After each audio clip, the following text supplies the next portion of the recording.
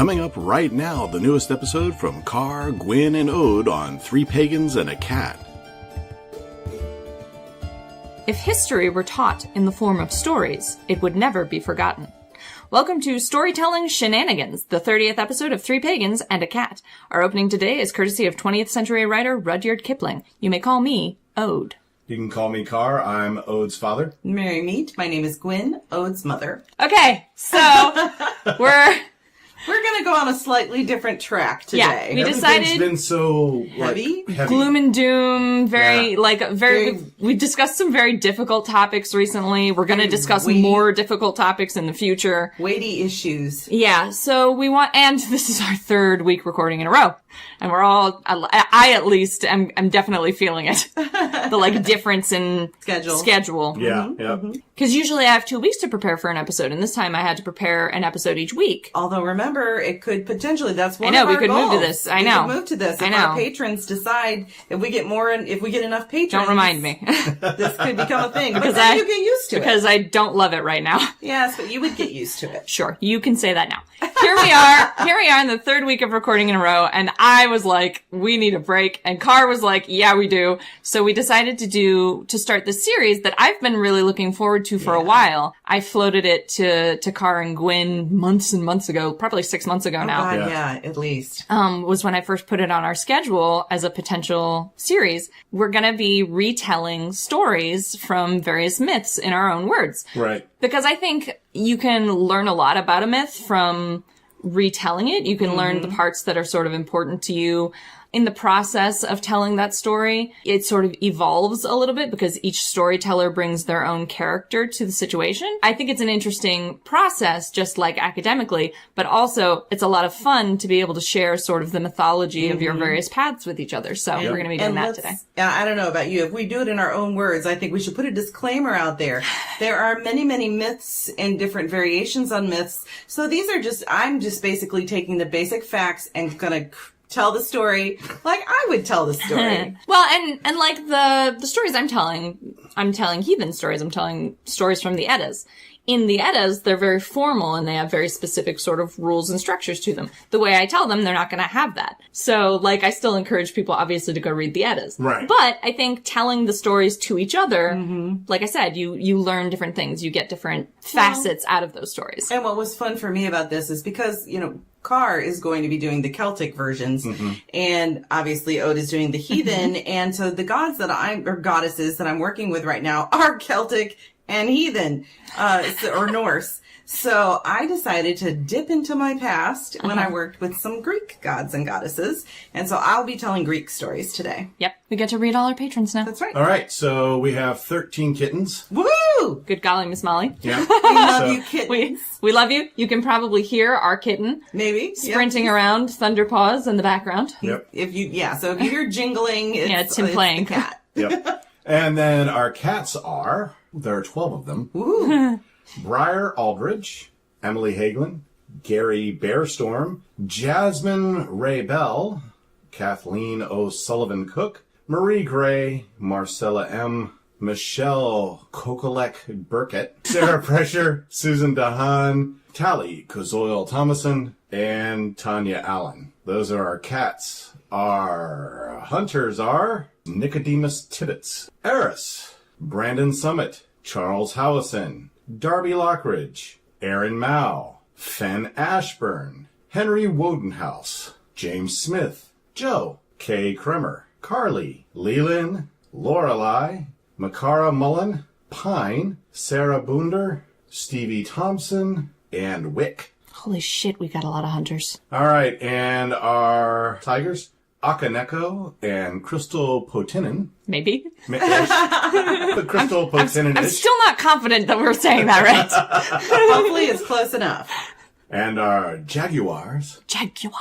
is Justin Stanage. So The illustrious Justin Stanage. Justin. We love you. We love our patrons. There's so many of them now. Should we also announce that we're going to be going to Convocation 2019 in a couple of weeks? Yeah, so 2 weeks actually from today we'll be teaching the ultra high speed extreme edition of Building Your Book. Thank you. The Building Your Book series. Wow. It's a good thing you're here to finish my sentences.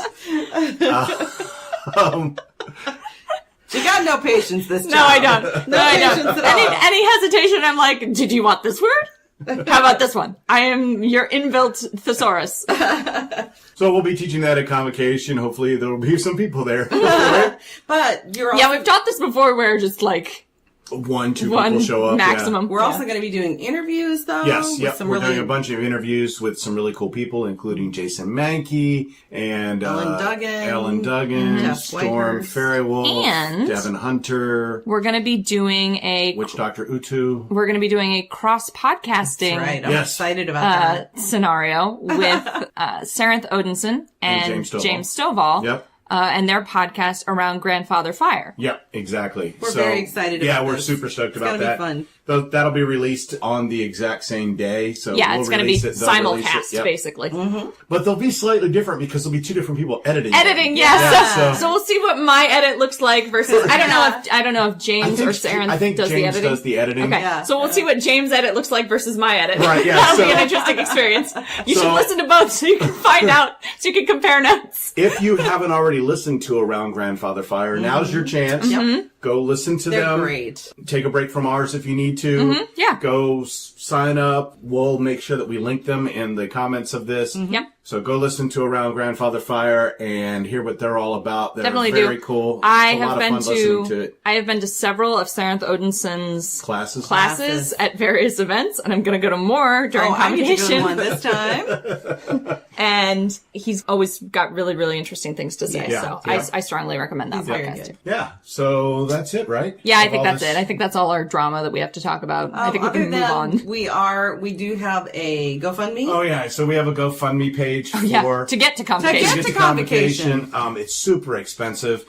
Between 4 nights in a hotel and food and tickets and all of that kind of stuff. It would be great to say that we're at the point where they just pay us to come, but we're not at that point yet. No, it's going to cost us like $1,500. So it's like $1,500 for us to go, or actually closer to $1,800. Yeah. So if anybody wants to help out, please feel free to jump over to that GoFundMe. It'll be listed in the episode. It's also listed on our Facebook page and a gazillion other places. So That's right. So Twitter. Yeah. Shall we? Oh, yeah, that's right. We have a That's right. Twitter. I never, We do have a Yeah. Twitter. Oh, never and on that thing. Just so that everybody knows, our Google Plus will be going away, as will everybody else's in As April. well, all of Google Plus. Goodbye, They announced Google that sometime last year, and it's finally going into effect, I think, in April. Yeah, April 12th, I think, is Yeah. the date that it finally just goes away. So, oddly enough, 3 Pagans and a Cat will still have a Google Plus because they're keeping it for business accounts. But we don't even use them. Yeah. No, I don't. I haven't And posted neither on it does much. anyone else. Right, And which that's has been the issue. That's part of the reason that Google just said goodbye to Yeah. that. Bye, goodbye. At least goodbye. Google's smart enough to realize, hey, this isn't working, let's shut it down and move on to exactly. something else. So, Exactly. Let's reduce our privacy liabilities right. So, by speaking shutting down of- this thing that doesn't work. Are we done then with our Oh, maintenance? I do want to read one really cool thing. Okay. So, Jason Mankey, who we're interviewing, Right. And whose blog I read Oh, religiously. God. And his books. I mean, God, yeah. who blogs on Pathos. Yep. And if you're friends with him on Facebook, he's God, he's so hysterical when it comes to Holidays? the holidays. Are you going to read his in bulk parody? Yes. Okay. Are you okay with that? Yep. Go for it. So, Just remember, this is a parody. this is a parody. Parody. If you need it, go check our previous in bulk episode. Not this one, but the one before, the Wheel of the Year in bulk, because we do all our debunking in that one. Well, this one's not even debunking. No. So, Jason writes, I want to wish all of my pagan peeps out there a blessed Imbolc. Imbolc is an ancient Celtic festival, which means inside, from the Celtic I am, which translates as in, and bulk, which means side of the bolt. Being indoors meant being on the inside of the door bolt.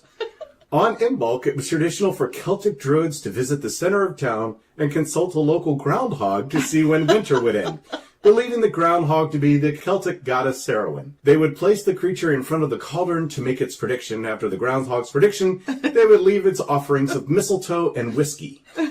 Because people were trapped inside with not a whole lot to do, many Imbolc traditions centered around love and sex. After the Christianization of the British Isles, Imbolc turned into Valentine's Day so pagans could continue their amorous ways without offending their new god. The Valentine hearts we see with such frequency in February were originally the symbol of the mother goddess and represented her ample and life-giving bosom. Jeez. Candles have long been associated with Imbolc and were used to purify the homes of ancient Celts. The flames were thought to drive out the Fae who lived indoors with people during the cold winter months. This process was known as the Candle March, which would later be abbreviated as Candlemas. When Catholics are renewing their candles at the start of February, they're actually attempting to drive the Fae, which they see as demons, from their pews. Even the Super Bowl can trace its origins to the ancient Celts and Imbolc. The highlight for many on Imbolc was the crowning of the bladder ball champion, played with sheep's bladders, which is why sheep are seen as sacred at Imbolc. Bladder ball was a precursor to the modern sports of American football and rugby. The winning team got to cook up and eat the bladder ball, considered a treat, while the losers were generally executed. No matter how you celebrate it or don't, I hope you have a blessed Imbolc. This is parody. Oh, he does this every. I know, Yeah. for every holiday, Jason Mankey releases a new parody on his Facebook about what the Celts were doing. Oh my God, that's so awesome. I love it. And I have very mixed feelings about this tradition because they're hilarious and they're marked parody, but I 100% guarantee there are people who take them seriously. Yeah. There always is going to be some poor soul who thinks it's the truth. The good news is, after this, I'm going to go watch Bladder Ball. That's right. I'm going to watch the bladder ball commercials. Right. Is that happening? Yeah, Yes, we're actually missing it right now. The Super Bowl's on now, yeah. I completely missed that it was even happening, to be I honest. asked your father if he wanted to reschedule this to earlier in the day so we wouldn't miss Super Bowl, but he said no. So. Sports ball, I missed. Sports I, ball. Right. Sometimes I'm aware that the Super Bowl is happening. Like if I go to the store and I see that they're selling things that have Super Bowl written on them. Right. And I'm like, oh, that's coming up sometime soon. Yep. This was not one of those years, so I just didn't know. I take advantage of the sales. So anyway, we don't want to get off of Super Bowl. So I think we should I think it's time to get into our stories. Right. Sure, yeah. Kara, do you want to start? We can go around the table. Yeah. Do some round robin. Like do one at a time. Yeah. And then just keep going around. Yeah. That works. You know, until we're done. Or we run out of time, whichever comes first. We'll just pretend the mic is our imaginary fire. Uh-huh. I figured I would start with the Harp of the Dagda, which is the oldest and probably least well-known of the stories from Celtic mythology. Start with the obscure shit. Right. Yep. Although the Dagda is one of the primary gods of Irish mythology and is seen as kind of the All-Father and part of the first tribe, the Tuatha De Danann. He carries around a club that on one end kills, on the other end brings you back to life. Pretty dope club. And he has this cauldron that's always filled with food, so you never run out. So it's like a cornucopia? Yes, exactly. Okay, cool. Yep. And then he has this harp. And when the Celts came to Ireland, because they weren't original there was a group of people already there, and then the myths are known as the Fomorians. Right. When the Celts fought, they just left nobody at home. They all went to fight. It was a big migration, basically. Yeah, so just everybody went to fight.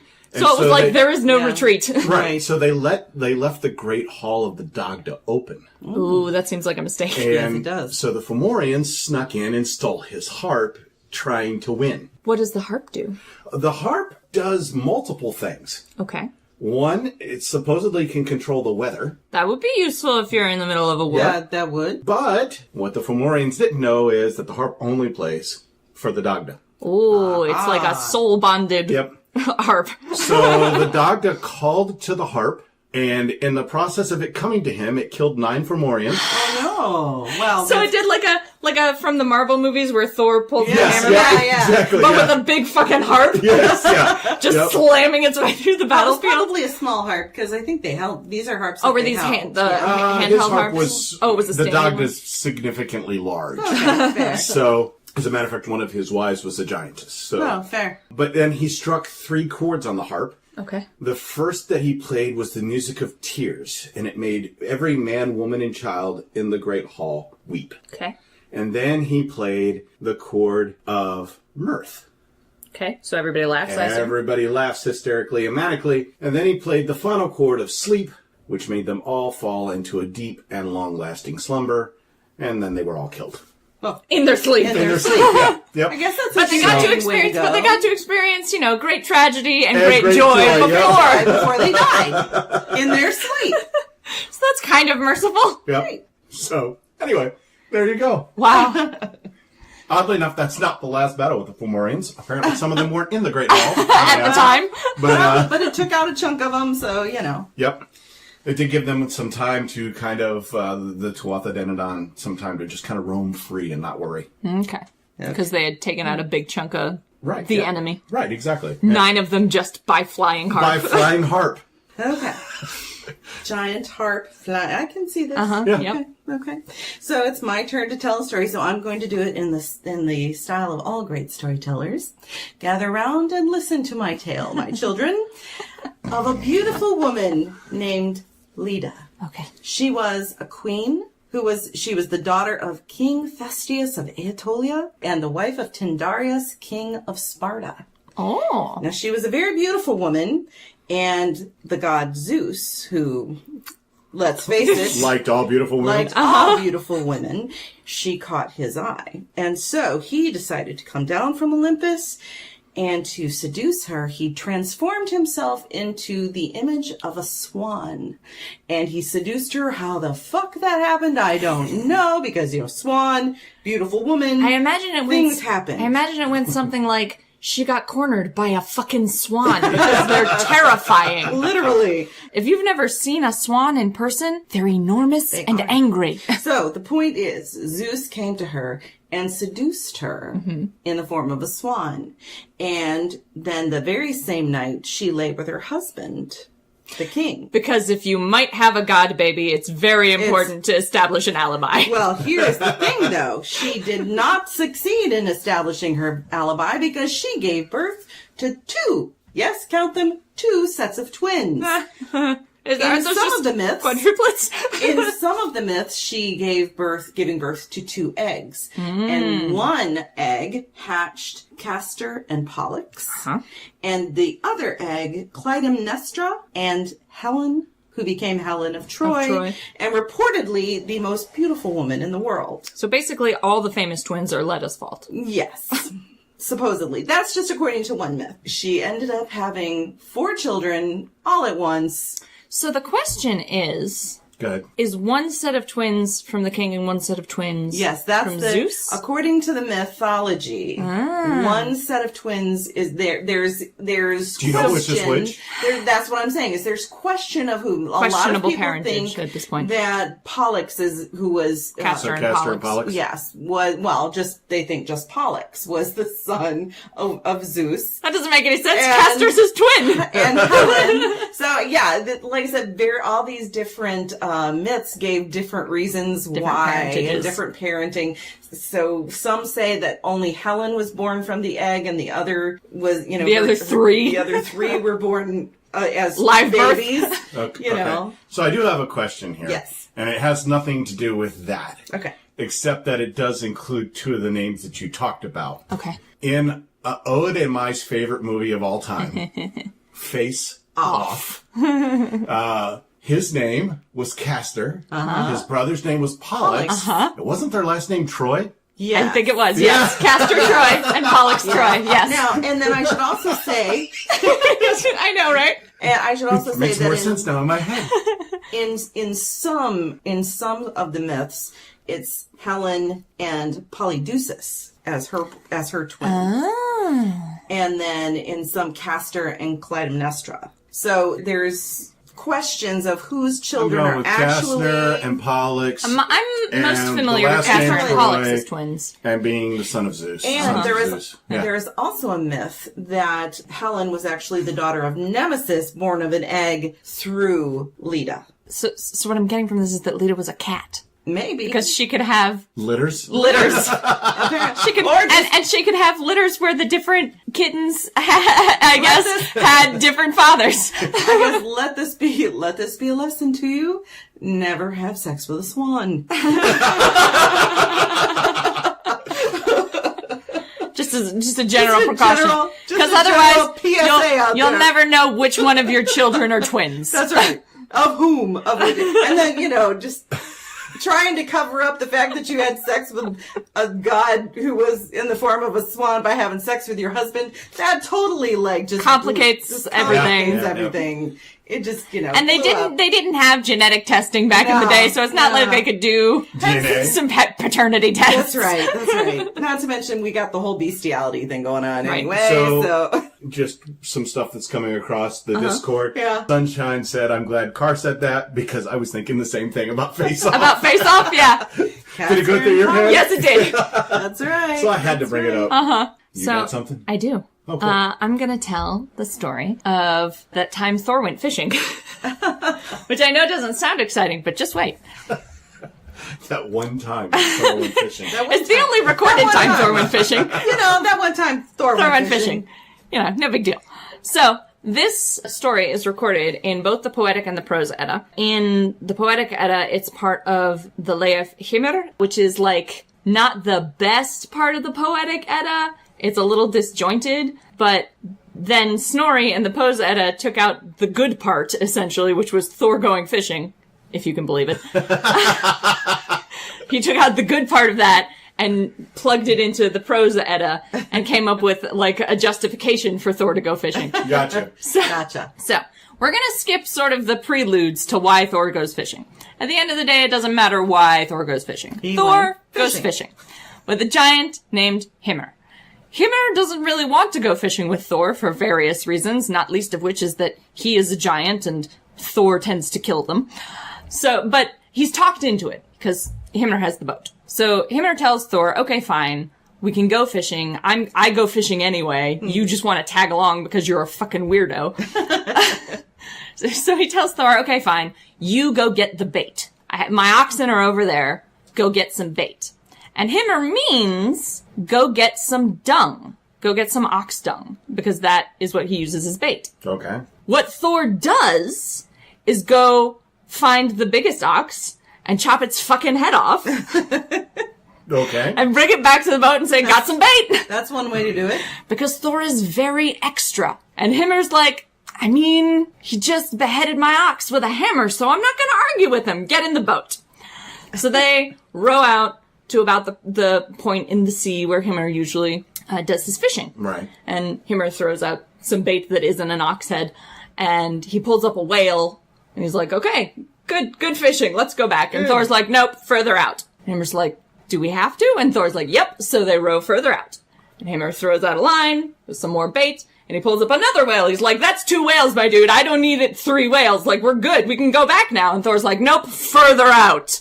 And Hymir's like, okay, if you insist, but we're getting into some real choppy waters here. And Thor doesn't give a fuck. So they go further out. They go way, way out into the middle of the sea where you can't see shit around you.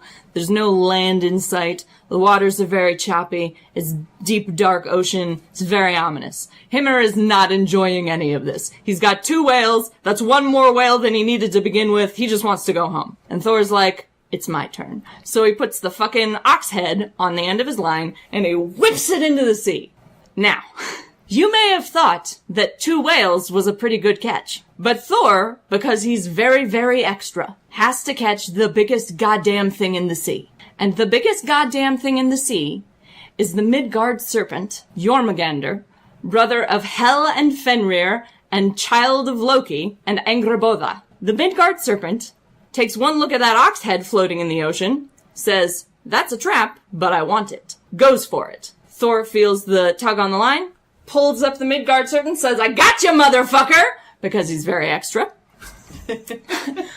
And Thor and the Midgard serpent start, I guess, what's the most dramatic attempt to reel in a fish that there's ever been. Because the Midgard serpent literally spans the entire breadth of the world. So Midgard is surrounded by a sea, and the whole sea is full of snake. Gotcha. Jormungandr, this was the only way to contain Jormungandr, to prevent him from just growing indefinitely, was to throw him in this sea where there would eventually be a limit to how big he could get. Gotcha. So, Thor's trying to pull this big snake up into the boat. The big snake isn't going to fit in the boat even if he gets it. But he's whacking away at it with his hammer, and he's pulling and thrashing, and Jormungandr's like, excuse me, all I wanted was this trap? And Hymir's like, I don't want to fucking drown, my dude!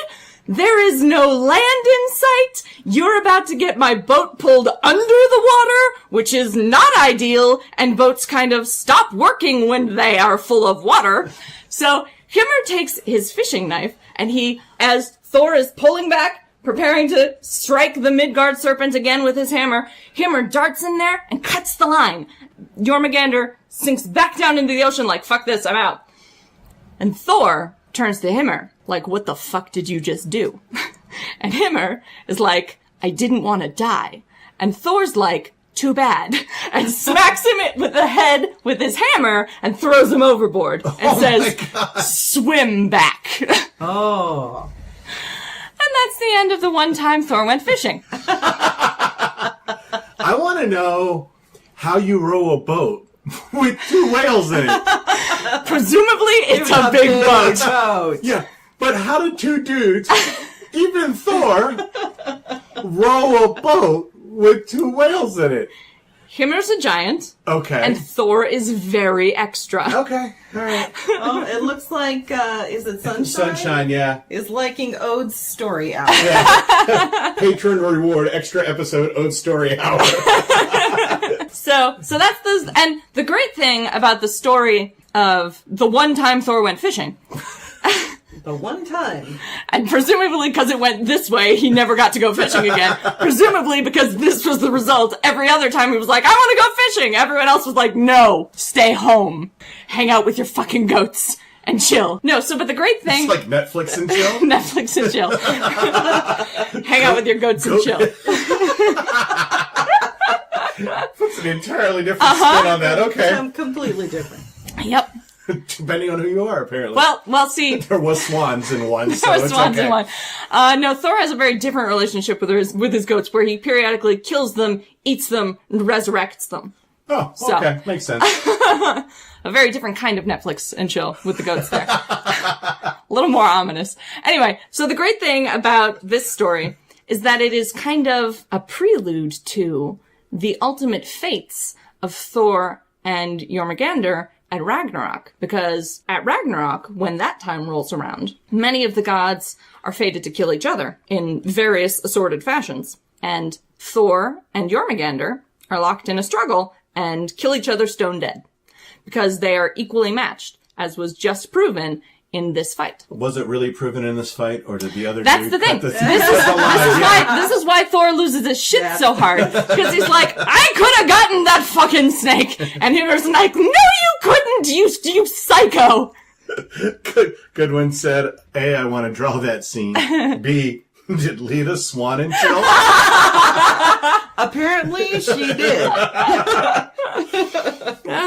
Okay. We need to rename this episode Swan and Swan Chill. and Chill. Swan and chill.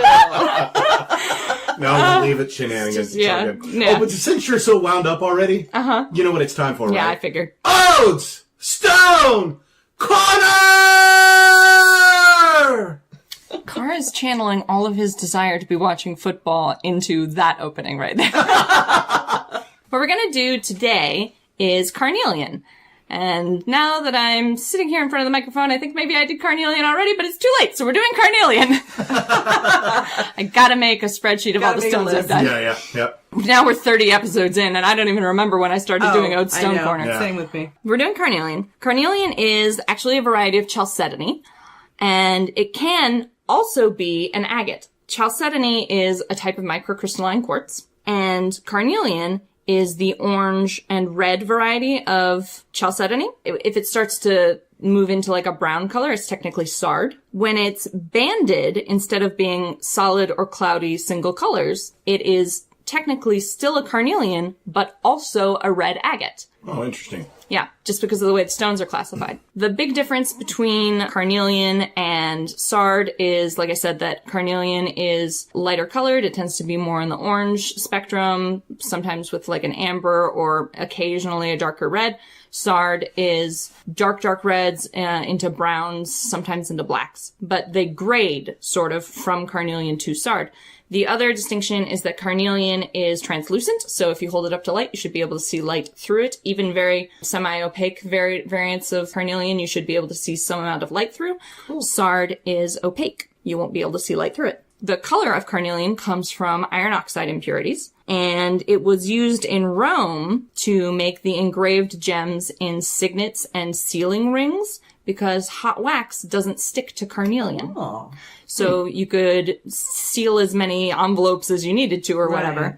and you wouldn't ever have to pick the wax out of your seal because it would just slide right off. Oh, that's cool. Yeah, so it was widely used in Rome for that purpose. I think of carnelian as a speaker stone, so it's good for effective public speaking, mostly because it's just a very active and energetic stone that has a lot of sort of confidence and courage qualities. You feel like your best self when you have carnelian or when you're working closely with carnelian. Mm-hmm. Because most of the problems people have with public speaking are anxiety, having a carnelian on hand, even if it doesn't help you clarify your thoughts in the way that some other stones will, like for that I'd want a rutilated quartz or something. Mm-hmm. Carnelian, if your big problem is anxiety, will cut right through that, which makes you a better public speaker. And for that reason, it's also really good if you are being pushed into like a leadership position that you're not like fully prepared for, things like that. Carnelian is just a very strong, energetic, encouraging stone. Do you often take carnelian with you when we do these classes? Yes, I always bring carnelian with me there when you I go. do these classes. And that was it for Ode's Stone Corner! The second story that I'm going to share, and I actually have 3, so. She's over-prepared. I'm over-prepared. But no, the next story is about Pan and how he got his pipes. Ooh. Now, as you know, Pan, he was He's Randy. kind of Randy. He was a god associated not only with shepherds and with, the forest and valleys and fields and things a like wilderness that. kind of god, yeah. The wild and wilderness, but he was also a fertility god. So yes, many of his stories involve him being a little Randy. Enthusiastically chasing assorted nymphs. Exactly. And so there was a beautiful nymph by the name of Syrinx. And she was a follower of Artemis. Okay.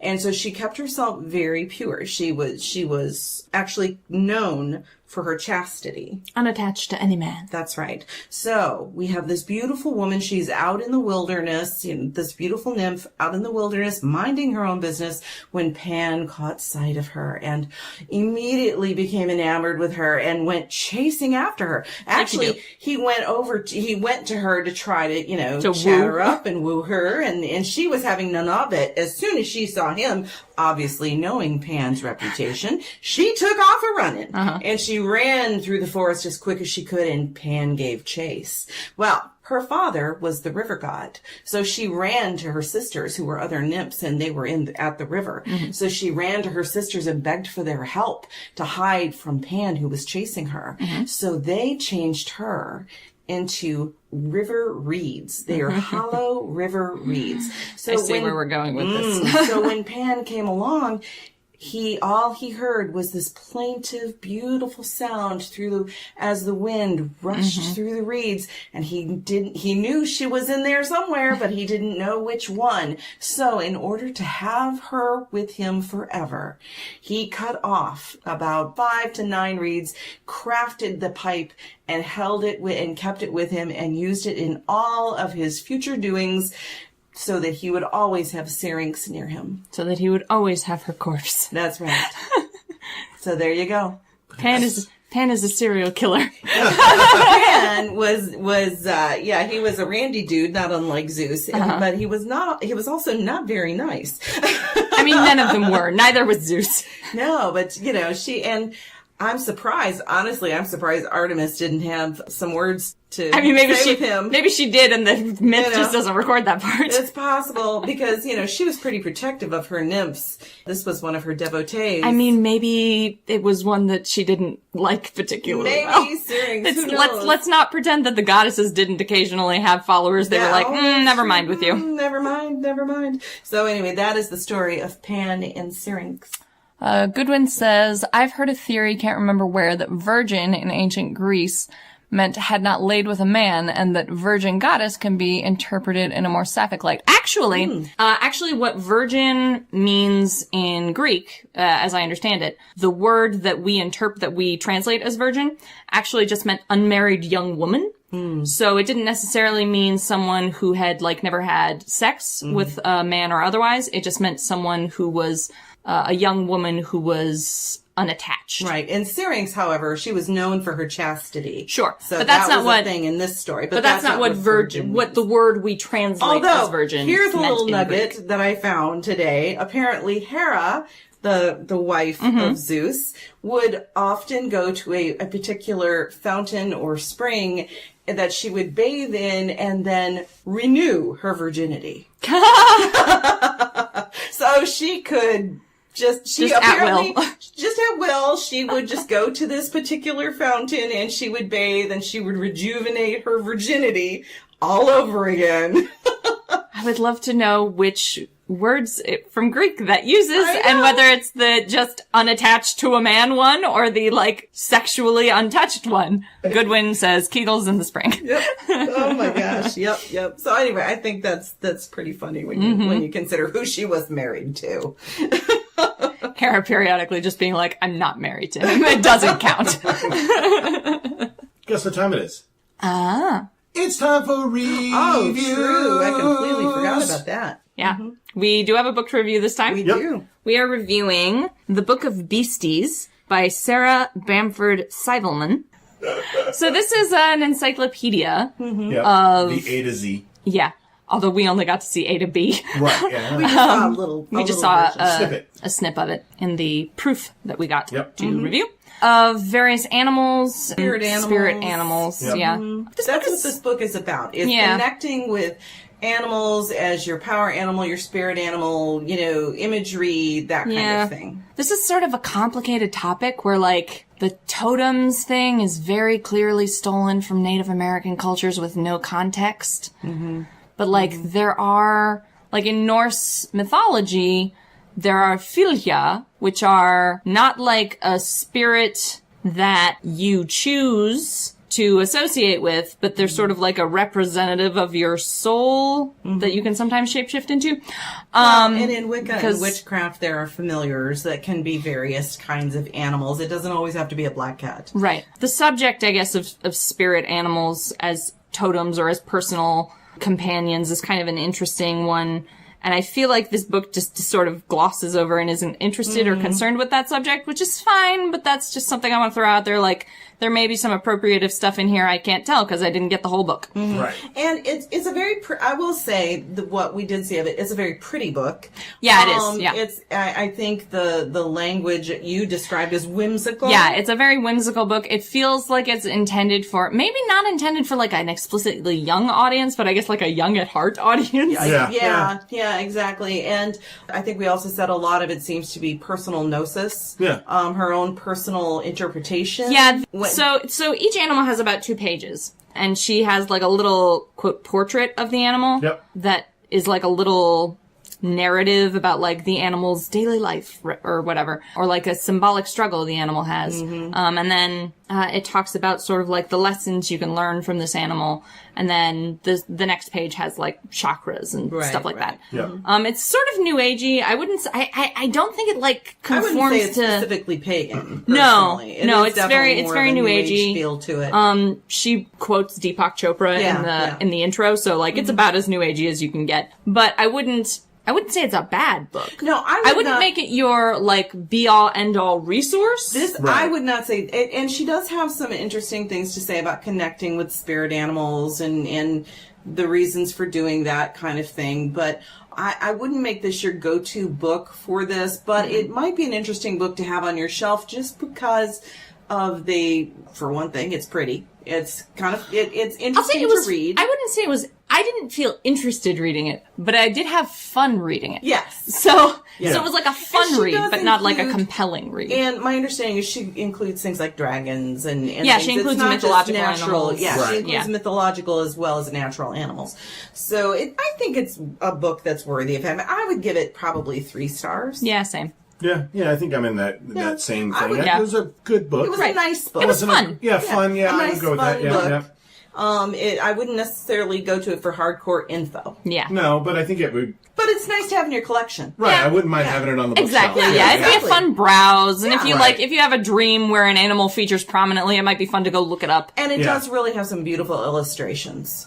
The pictures. Yeah, the illustrations are The nice, overall look of the book is very pretty. It's very well put together. Yeah. And just so you know, if you Amazon it, it is available. It's the first book that shows up if you type in Book of Beasties. But just know that the second book is about the Beastie Boys. And I think if I personally had to choose, I'd probably buy the Beastie Boys book and not the Book of Beasties. But there you go. How's your SEO doing?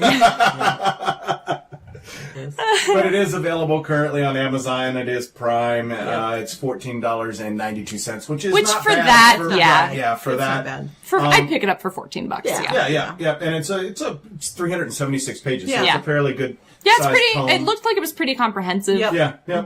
From what we could see. Yeah. I think there are people out there who will really enjoy it. Yep. And Yeah. I will That's the thing. probably eventually get it for our shelf just to have That's it. the thing I'll say. Like I said, it's not an academic resource. No. I wouldn't consider it a serious resource in any No, sense. no. Yeah. But it was fun, and I enjoyed reading it. So Right. Yeah, there you go. Something for a cold winter's day. A nice cup of tea by your side. When you're bored. When you're bored. And it's you don't have something like fun to read. you don't have like the emotional or the mental energy to do like real serious research. Yeah. This is a fun one. Yep, exactly. That's it for reviews. Okay. All right, another story. Come on. All right. So I've referred to this story several times, but I've never told it in detail. Now I'm going to tell it in detail. This is the story of the building of Asgard's walls. After the war between the Aesir and the Vanir was resolved and all the hostages were exchanged and everything, Asgard needed a wall so that it could be protected from future incursions and Like from you do. giants and things, you know.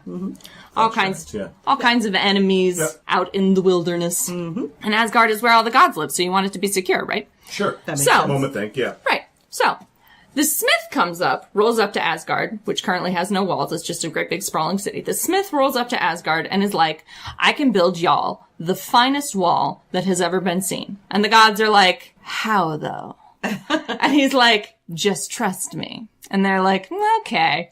But what'll it cost? And he's like, Freya's hand in marriage and the sun and the moon. Oh, yes.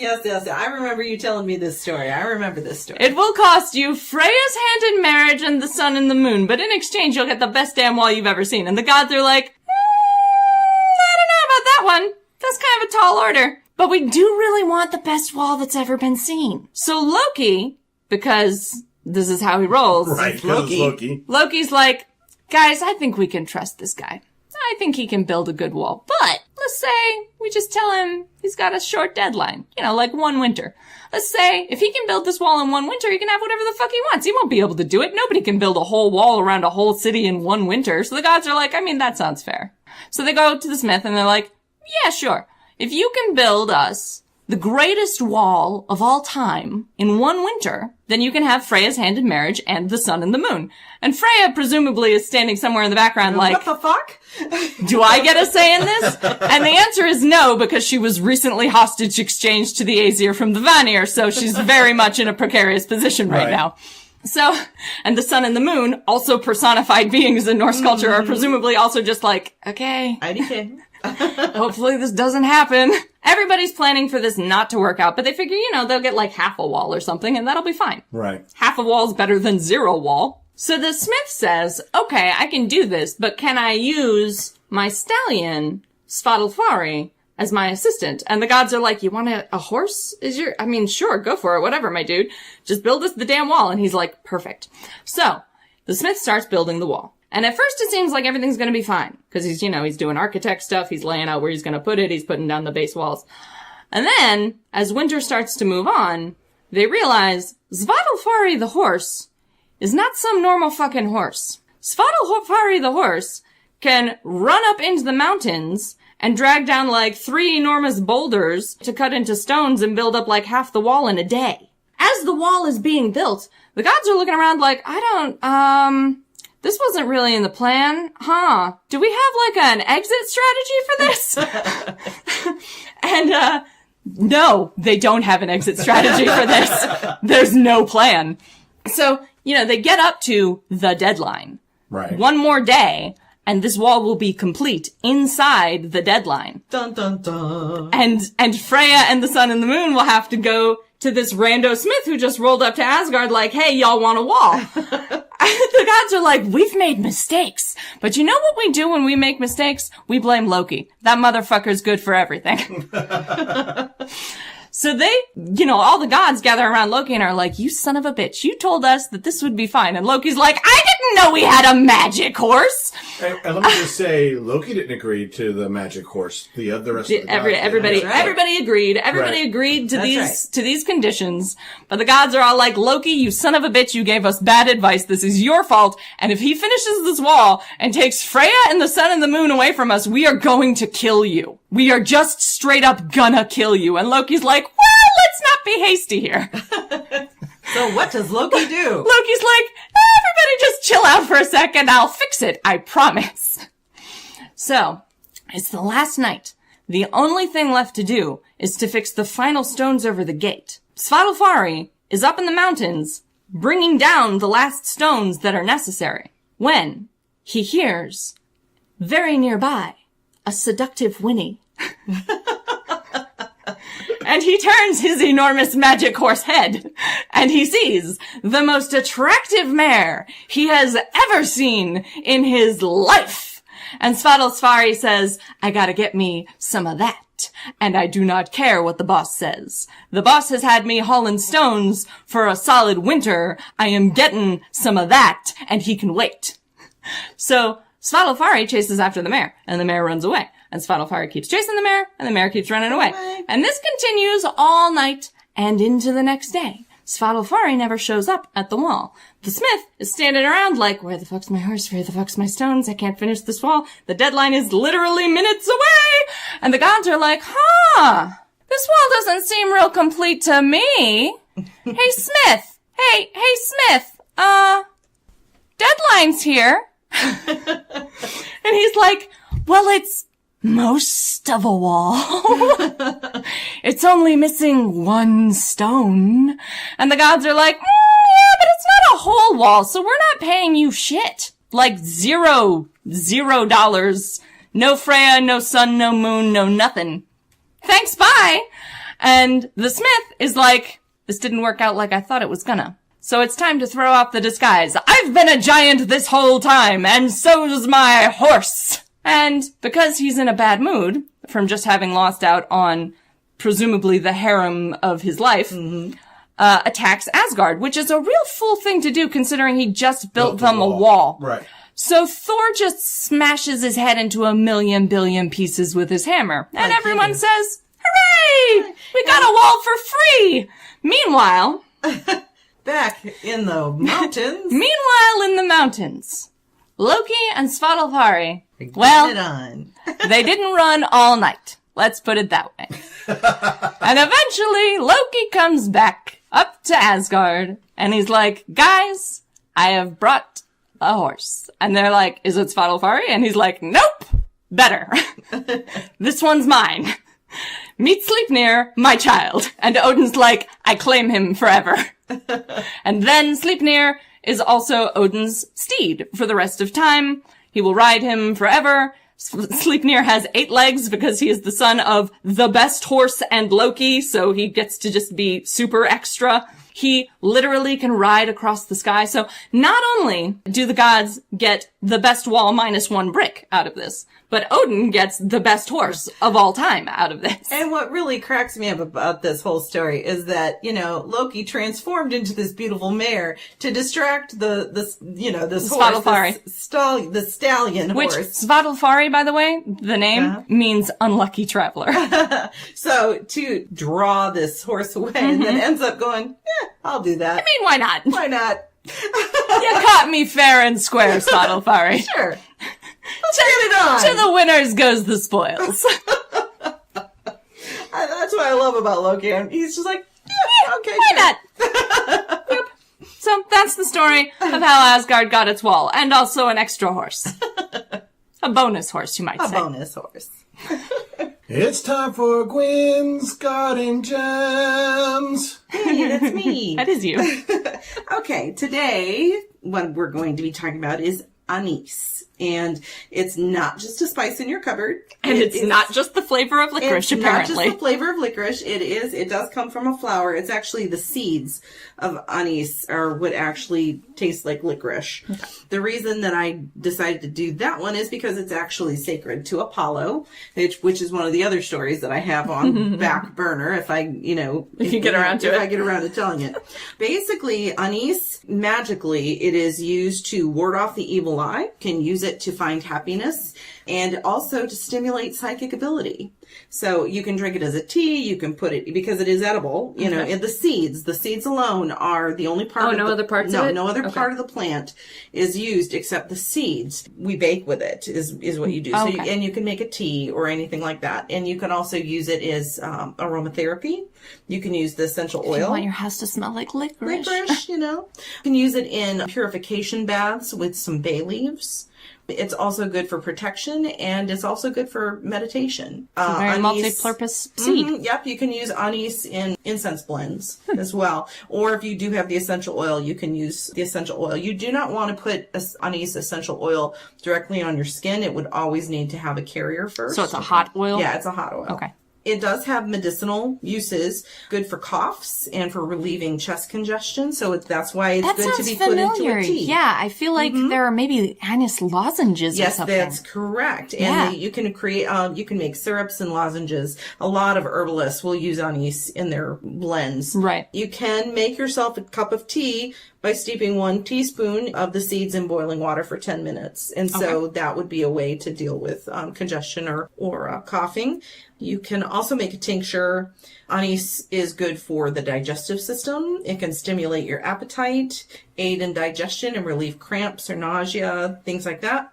And again, apparently you can take a few seeds with some water, and that will help with hiccups. Huh. It's always... So you won't be able to control the dragons anymore? Exactly. Okay, just checking. Hiccup cures are so weird. That's right. I know. They really are. There's such a random array of them. Sugar, now, the thing is, peanut butter. Yeah. When it comes to anise, you do not want to use anise in large quantities because then it can become toxic. Okay. So you can overdose on you anise. can basically. overdose on it. So it's like if you're making a tea, you only use a teaspoonful of anise. Again, with essential oils, you always dilute it. You can crush the seeds to use in potpourri. You can roast the seeds and use it as a breath freshener.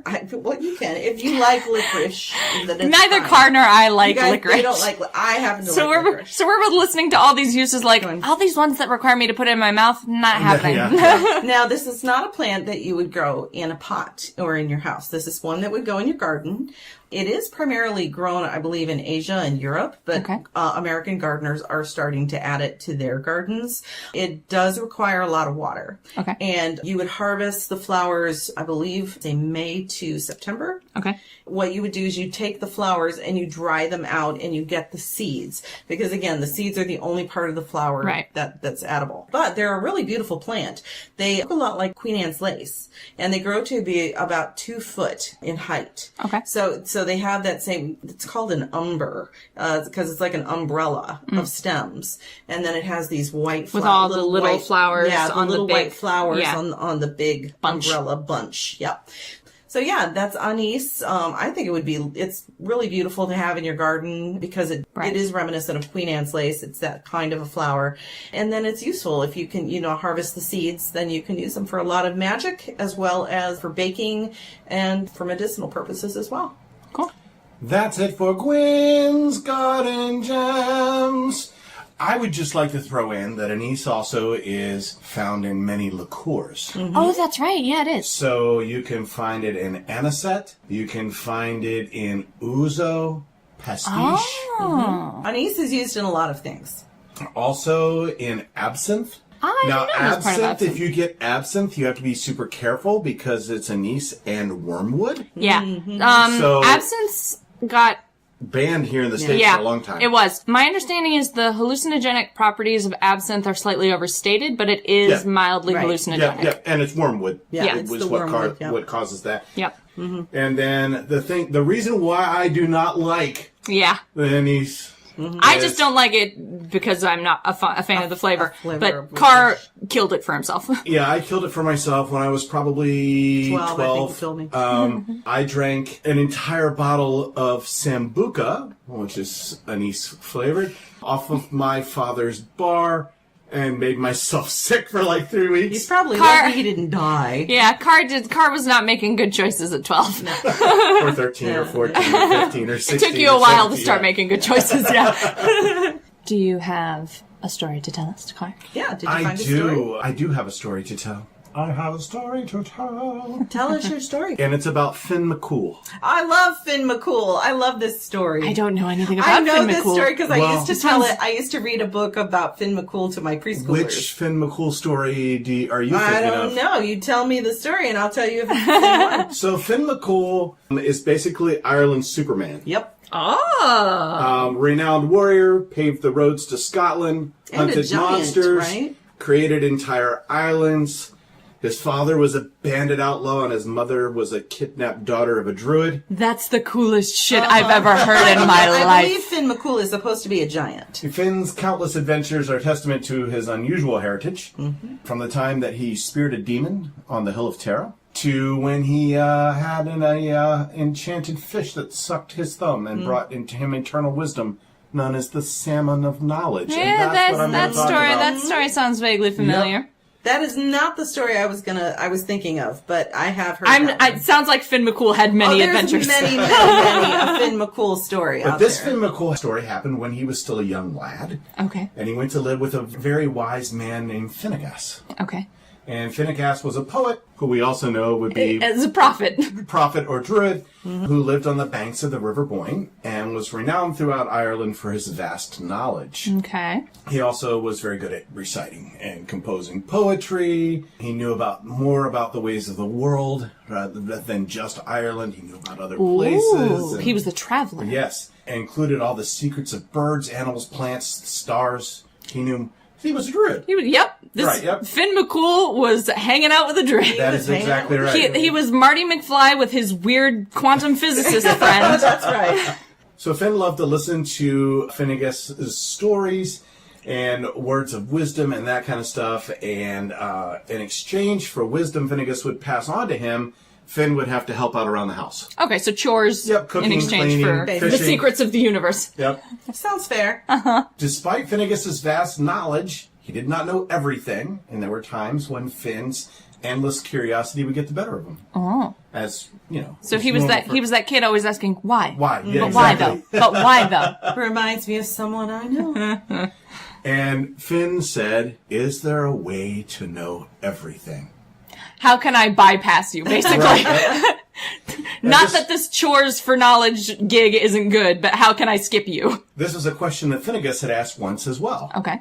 And was the very reason that he now lived next to the River Boyne. He had been told by druids of old that living in a still dark pool in the shade of an overhanging hazel tree was the salmon of knowledge. And so, according to the prophecy, the one who would eat the salmon of knowledge would gain knowledge for themselves. So he had been attempting to catch this salmon for ages, and still had not. So it happened that one day, not long after Finn had come to study under him, that Finnegas went fishing and finally caught the salmon. I've caught it, he cried happily. Because that's what you do, apparently. Of course. I used to fish. You do that. I caught it. He immediately reeled it in, ran up to Finn with the salmon in his arms. Okay. So it was a big salmon. Big salmon, right? It's a big one. Yep. You must cook it straight away, Finnegas ordered Finn, dancing and skipping about in excitement, because, one of his jobs for knowledge was do the chores. Yep. As Finn was beginning to set up the fire in the spit in order to cook the salmon, Finnegas warned him, "Cook it, but whatever you do not eat a single bite of it." Right? Not one to Because share. Finnegas got to have all that knowledge for himself. So Finn went about doing the cooking of the salmon, while Finnegas went to fetch some extra firewood. Upon his return, Finnegas found the salmon laid out and ready to eat. He looked at Finn and thought he saw something different about him, and said, "Have you eaten any of the salmon?" "I have not," Finn replied. "Have you tasted the skin?" he continued. "I have not," Finn replied. "But when I was turning it on the spit, I burned my fingers. So I put my thumb into my mouth to ease the pain." Phineas's heart sank. "That is enough," he told Finn. "You have tasted the salmon of knowledge. In you, the prophecy is fulfilled, and you are the one who has gained all the knowledge of the world. So from like the fat from the fish.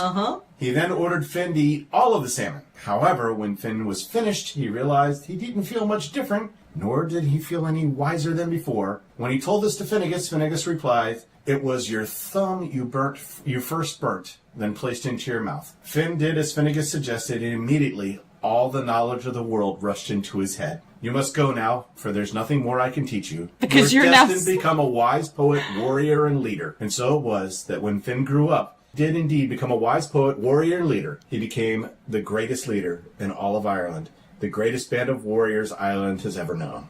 Finn McCool. Finn McCool. The coolest dude. Yep. Ever. Well, at least Finnegas didn't hold a grudge. He was bummed, but he didn't That's right. He didn't get all bad. Yep. And then Finn McCool also, I mean, just so you guys know, he built all these roads, and then he got into a fight with a giant. Yep, that's the one I was thinking of. And because of the fight with the giant, built the Giant's Causeway. Yep. That is the one that I read to my children when I was teaching preschool. That's why I didn't want to do that one. I felt the salmon knowledge was better because I knew you knew that Finn McCool story. So. Yeah. Oh, that's cool. I like that. That's very cool. Good. And do you know what? Oh. It's time for Car's Feast Table. Car's Feast Table. Every time. I can't not laugh at it. So I've talked about this recipe multiple times, but I've never given the recipe. I've always said, "Hey, I make this great dish." But it's a secret. It really is great. He was being Finnegas. Yes. But now you all get to eat the salmon of knowledge. Or in this case, the mushrooms of knowledge. Mushrooms of knowledge. So this is Madeira mushrooms in trio sauce, or as I like to call it, mushrooms menage a trois. Because if you could call it mushrooms menage a trois, why would you not? Right, exactly. So you're talking about porcini dried mushrooms that have been reconstituted, button mushrooms, and shiitake mushrooms. Gwyn says they've wanted this for so long. There you go, baby. And then you get a shallot, some fresh parsley. Just one? Yeah, just a shallot. You just need one shallot. Okay. One shallot. One shallot. Shallot. Shallot, shalom. The lady of shallot. Some vegetable oil, some beef broth, some thyme leaves, and some salt. Okay. But the major portion of this, and the recipe that I'm going to send you guys is not how I make it exactly because website that it's on. He tweaks. I tweak, yeah. So it says 2 tablespoons of Madeira wine. What I use is half a bottle of Madeira wine. Trust me, you want to do it Car's way. That's so good. It makes the difference. It is so good. So basically, you soak all the mushrooms that are dried mushrooms in a cup of hot water for 20 minutes so they reconstitute. While you're doing that, you chop up the shallots and the button mushrooms. Also known as shallots. Yeah, shallots. And the button mushrooms, which obviously don't have to be reconstituted. And you mince up the parsley. Then you heat the oil in a saucepan over medium-high heat. Add the sautéed shallot and other things in there. Then for a minute, to kind of get them to loosen up, get a little happy with the flow of things. You add all the mushrooms. All the reconstituted mushrooms? All the reconstituted and the button all together. Do you add the water too? Nope, not yet. That they were reconstituted in? No. Okay, so you drain them first. Yep, Drain the water. Drain them and dry them off. And then you throw all the mushrooms in and you let them get all nice and... You simmer it down, right? Yeah, you spend about 3 minutes with the mushrooms, sauteing them. Okay. Right. Sweating. Right. Then you add the beef broth, the wine, not 2 tablespoons, but half a bottle, thyme and your salt. You bring it to a boil and you reduce the heat to low. And then they only let it simmer for 8 to 10 minutes because they only use 2 tablespoons of wine. It's going to take you want to reduce it down. 35 or 40 minutes. You want this sauce to kind of thicken up, and the wine will help do that. And once it starts to get where you're feeling like it's like the mushrooms are almost caramelized looking because they're just coated in the sticky wine gooey stuff that you put in there, then you remove it from the heat, you stir in the parsley, and then you plate the puppy And it's amazing. And you can serve it with so many different things. Yeah. I do it with beef Wellington a lot. I actually use the exact same mixture on the inside of my beef Wellington. So it's fairly complex for me, but I can't eat this because I don't like mushrooms. But trust me, friends. But it smells excellent. It is wonderful. You could just eat that all by itself. Oh, yeah, and I have. Just give me a bowl of mushrooms menage a trois. So that is my Your recipe. Yep. We still don't have an outro for Cars. No, we don't. fucked that one I up. think it's just going to have to be, he's done. And he's done. That's the recipe. And he's done. I haven't read Greek myths in a long time. And I was like, oh man, this is fun. I'm going to keep doing this, I think. And I would encourage everybody who's listening, who's listened to us share these myths. If you haven't gotten into your myths for a while, go look at them again. Yep. Yeah. And I really do encourage, don't just read them, retell them. Because I really think you get something out of telling the stories. Right. Yeah, because when I was doing research for this, a lot of it was just encyclopedia entries that I found. It's hard to find these story versions of what's going on. So it's a lot more fun if you can tell Certainly the not story in yourself. English. Yeah, not in English. Right, yeah. And it's interesting to think of the various characters that are in the mythologies, how they were relating to this whole thing.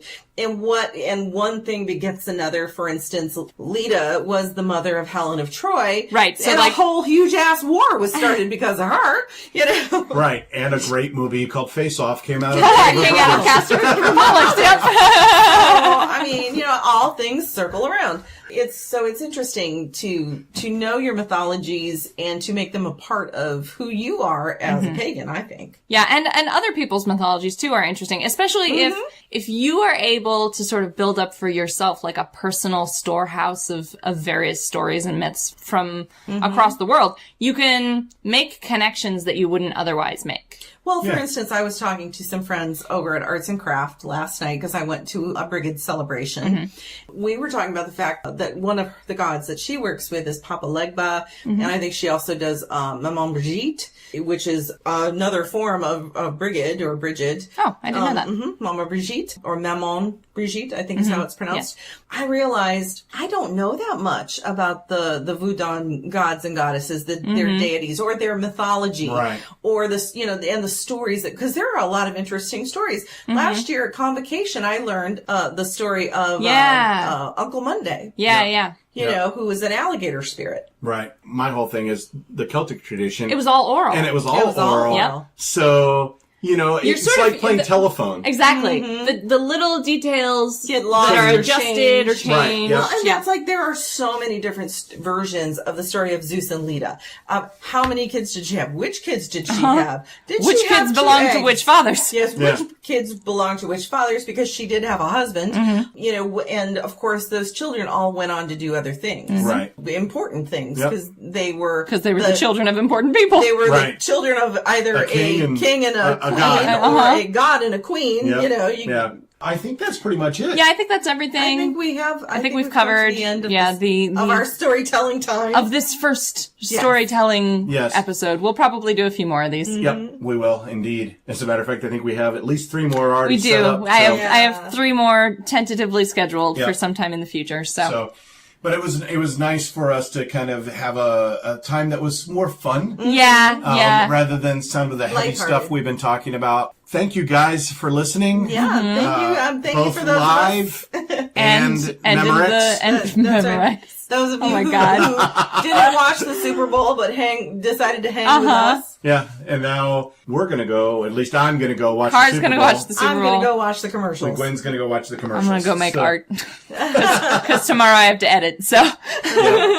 Well, thank you guys. We love you, and we hope go out there and read some good myths, man. Yeah, exactly. And don't stick to just necessarily your your pantheon. Yep. Explore. There's a lot of pantheons out there.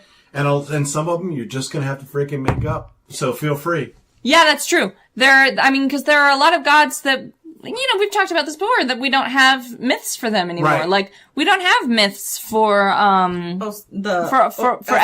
Mm-hmm. We don't have myths for Estra. So, write one. Yeah.